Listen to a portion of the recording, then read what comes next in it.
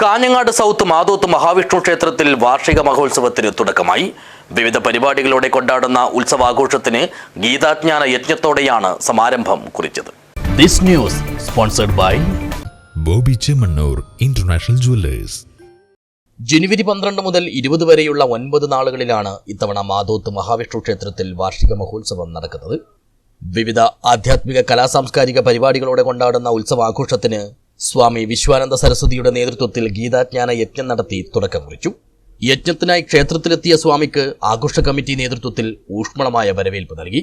തുടർന്ന് മേൽശാന്തി ഇടമന നാരായണൻ എമ്പ്രാന്തിരി ഭദ്രദീപം തെളിയിച്ചാണ് ഗീതാജ്ഞാന യജ്ഞത്തിന് ആരംഭം കുറിച്ചത്. സനാതന മൂല്യത്തിന്റെ മഹത്വവും മാതൃകയും ഓർമ്മപ്പെടുത്തിയ സ്വാമി വിശ്വാനന്ദ ജീവിതത്തിലുടനീളം അവ മുറുകെ പിടിക്കേണ്ടതിന്റെ ആവശ്യകതയും ബോധ്യപ്പെടുത്തി. ഹൈന്ദവ സംസ്കാരത്തിന്റെ അല്ലെങ്കിൽ ഭാഷ സംസ്കൃതിയുടെ അല്ലെങ്കിൽ സനാതന ധർമ്മത്തിന്റെ അടിസ്ഥാന ഗ്രന്ഥമായിട്ടുള്ള ശ്രീമദ് ഭഗവത്ഗീത, അതേപോലെ തന്നെ ഉപനിഷത്തുക്കൾ, വേദ അന്തർഗതമായിട്ടുള്ള ഉപനിഷത്തുക്കൾ,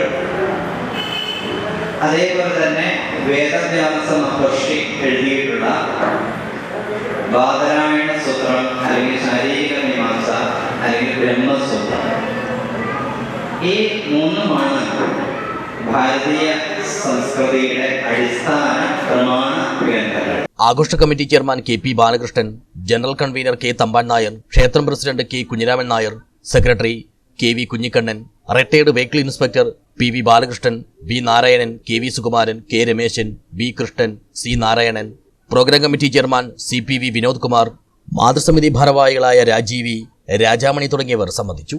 ന്യൂസ് ബ്യൂറോ, കാഞ്ഞങ്ങാട്.